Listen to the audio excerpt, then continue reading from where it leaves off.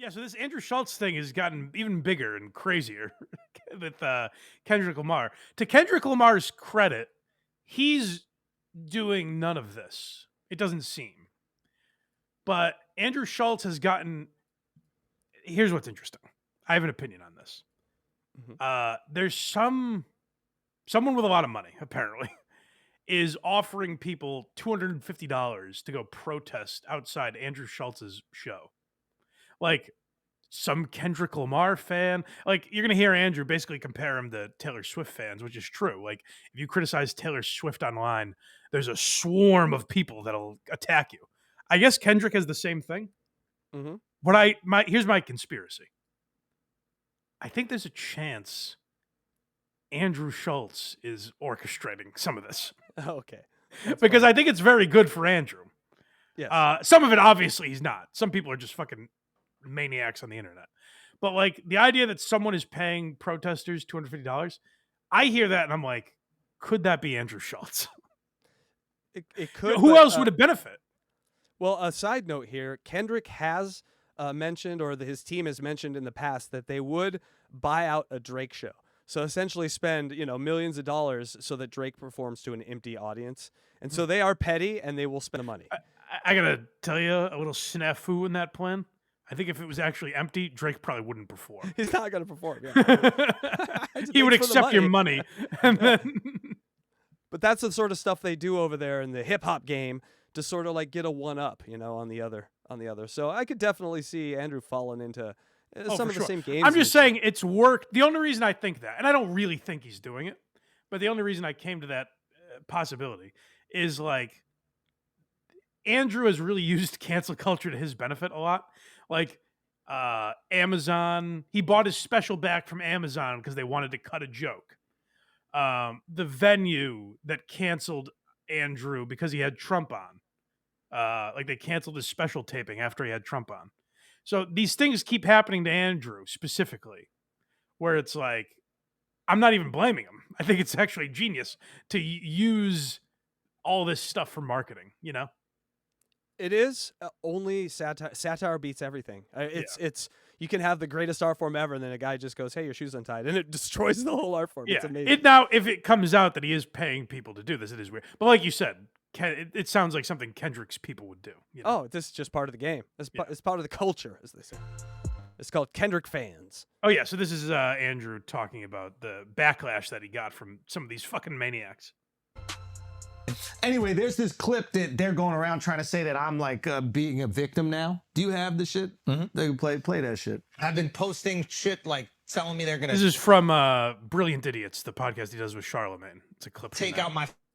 That's a good podcast. Family on like pictures of my child, Oh my my daughter. God. You surprised by this? This is the nature of the game. Yeah, social media. Yeah, social media. It's like, but he says that line. Like- He says that line. I've always said this about Andrew. He has a good attitude about this stuff. Like when he gets backlash for shit, he has the absolute right. If you hate Andrew or don't think he's funny, whatever, he's always had the right mentality about this stuff that I appreciate.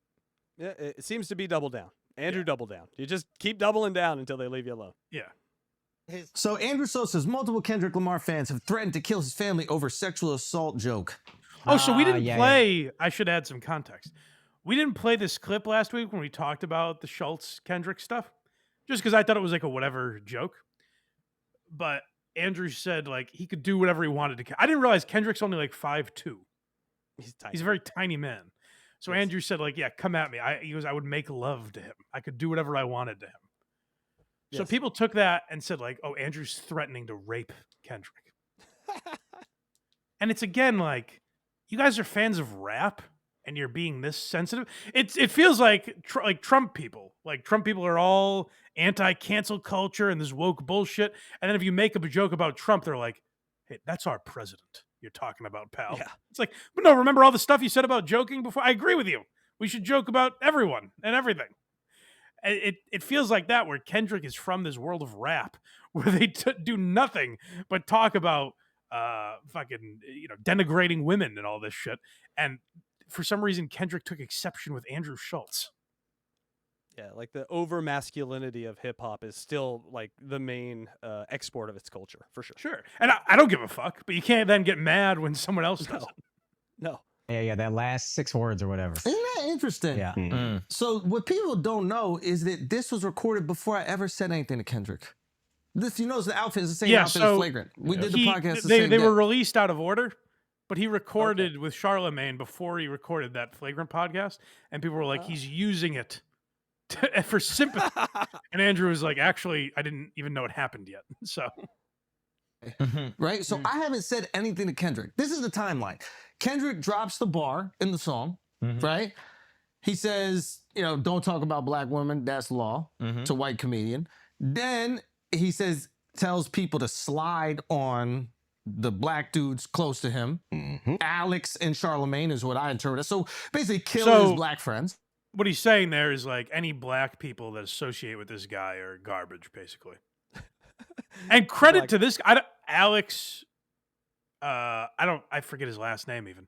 I don't know him. He's a guy who's regularly on this podcast. He's one of Schultz's crew there, one of the Laughing Boys. And obviously Charlemagne he co-hosts a podcast with. I say good on them for like standing by him. Like you'll hear this Alex guy comment in a second, and they didn't bury Andrew. They didn't sell him out. So often do you hear like, while I have worked many years with Andrew, I don't condone because they're worried about their own shit, you know? So I credit these guys for being loyal to him. Yeah, I've followed that part on Twitter actually, and the black dude on this panel just is getting roasted by the culture. Really? You know, Well, good for him for not caving to that. Because again, like a lot of people see that and they're like, while I love Andrew like a brother, sometimes you disagree with your brothers, like or shit like that, you know. Well, you remember those two guys that weren't they on this show that then had to go apologize because they were on this show? Yeah, the shits and gigs. That's how this all started. Yeah. That was amazing. Full circle. We've got right. So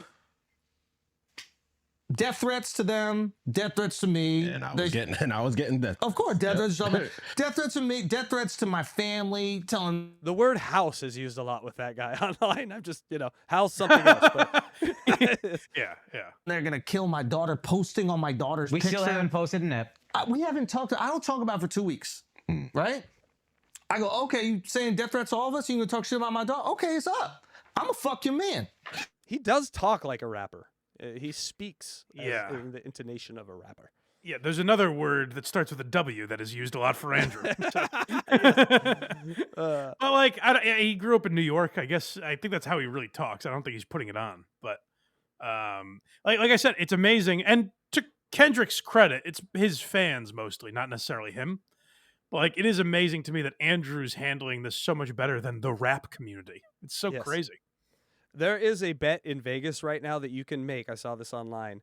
Will this guy, Andrew Schulz, end up on a album of Drake? Will Drake have Andrew do a bar? We talked about it. Craig said that last week. It's not impossible. It's plus 200 right now. Now, so they don't. The only thing is, I don't know enough about the beef. Would Drake want to bring that onto himself? You know Drake what I mean? Don't care. Drake. He doesn't. Drake Okay. No. But Drake's move is to use something that he's already said and sample it, not have him come on and like say something original. So my guess is that he'll just sample one of these things and just use it. Okay. But yes, continue the beef because they're both making shit tons of money on the beef. Beef works. Drama sells, baby. Right? Because if we saying anything, it's like let's have some fun. All right, the victim. Yeah. So people are saying like Andrew's making himself the victim. I think he's handled it perfectly, like the way he should handle it. He's made the most out of it. He's gotten views for his podcast and everything, and he's been talked about for 2 weeks among people that probably didn't even know who he was before, you know? So I think Andrew's played it perfectly. Yeah, he built an audience. And he's not making himself the victim, by the way. Like he mentions like people are threatening my he's not like, guys, I've had something horrible happen to me. People have He mentions that he's getting death threats, but I think he knows they're not real death threats. It's nothing you're like scared of. It's just a mentally ill person on the internet, you know? Just think of the juxtaposition of what we've just gone through, the whiplash here.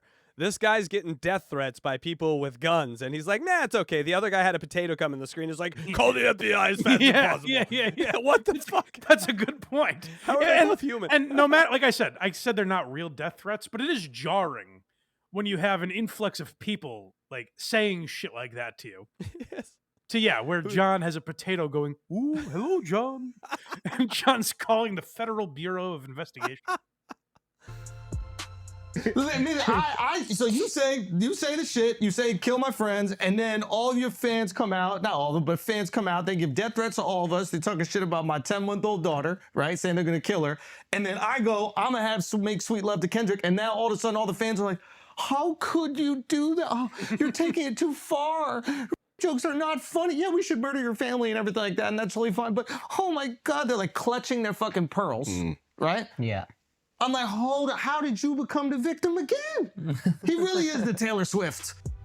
It is. It's funny that a male rapper has that type of fan base. Like, listen, I get it if you mess with the Beehive or the Swifties. These ladies are very emotional, you know? They don't always go about it the best way. But these are men, God damn it. These are fans of rap. And like, I don't know a ton about Kendrick, but like he's a very cerebral guy, right? Like he's a very thoughtful. Oh yes. He has a lot of like very lyricist. deep lyrics and stuff. Yeah. He's a lyricist, yeah. So like these are fans of like an intellectual artist. And they're like, oh, don't fucking kill you. Yeah.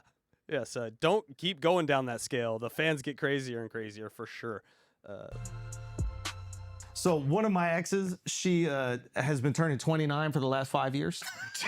Oh yeah, they've been trying. Their next resource was to call Andrew a pedophile. Oh no.